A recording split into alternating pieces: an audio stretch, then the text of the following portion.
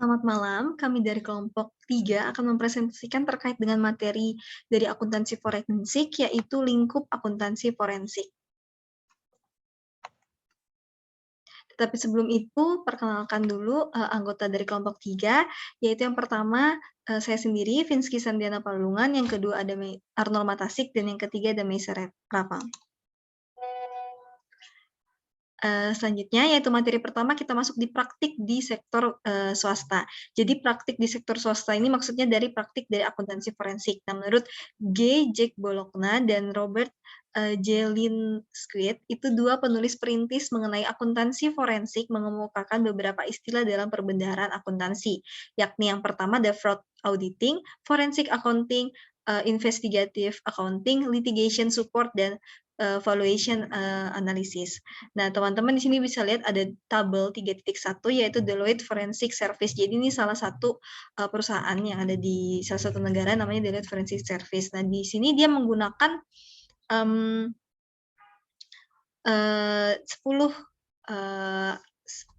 10 dari istilah dari sektor swasta. Yang pertama itu ada fraud and financial investigation, yaitu jasa-jasa di bidang forensik itu adalah investigasi keuangan dan fraud. Jadi ini bahasa Indonesianya. Kemudian untuk bahasa Inggrisnya itu ada yang kedua ada analytic and forensic technology, yang artinya teknologi analitik dan forensik. Yang ketiga ada fraud risk management, manajemen risiko terhadap fraud, dan yang keempat ada FCPA, Reviews and Investigation, yaitu FCPA, Review dan Investigasi, dan lain sebagainya. Baik, untuk slide selanjutnya akan dilanjutkan oleh rekan saya.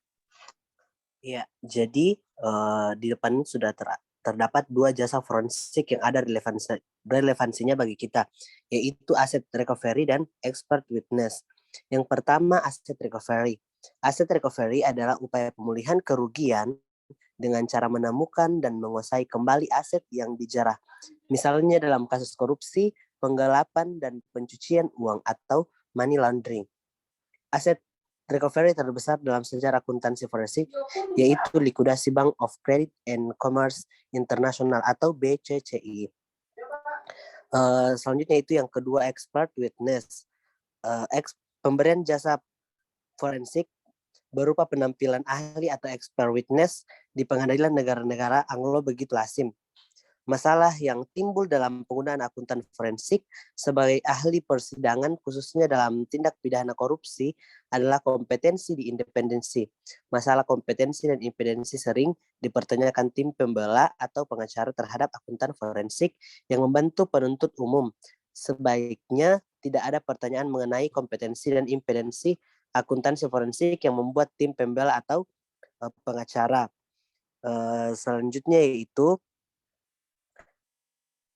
dapat kita lihat pada slide ada ringkasan Dober test dan fire test yang disajikan dalam bentuk gambar. Yang pertama itu Dober test. Dober test ini berupa skiffability test dan accepted in skiffability community, kemudian peer received and publicated, dan known or estimable error ratio. Kemudian menghasilkan scientist expert testimony atau dan administrative into infants. Kemudian Fry test itu hanya satu, yaitu generally expert by the significant file community.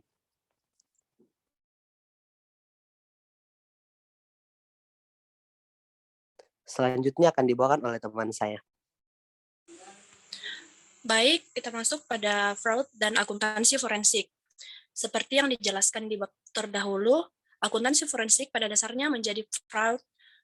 Oleh karena itu, para akuntansi forensik di Amerika Serikat menamakan asosiasi mereka Association of Certified Fraud Examiners, disingkat ACFE.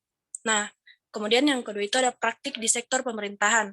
Di sektor publik atau pemerintahan, praktik akuntansi forensik serupa dengan yang digambarkan di atas, yakni pada sektor swasta.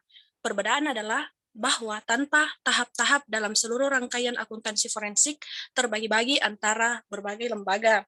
Nah, ada beberapa lembaga yang merupakan bagian dari pengawasan internal pemerintahan. Ada lembaga-lembaga pengadilan, ada lembaga yang menunjang kegiatan memerangi kejahatan pada umumnya dan korupsi, khususnya seperti PPATK.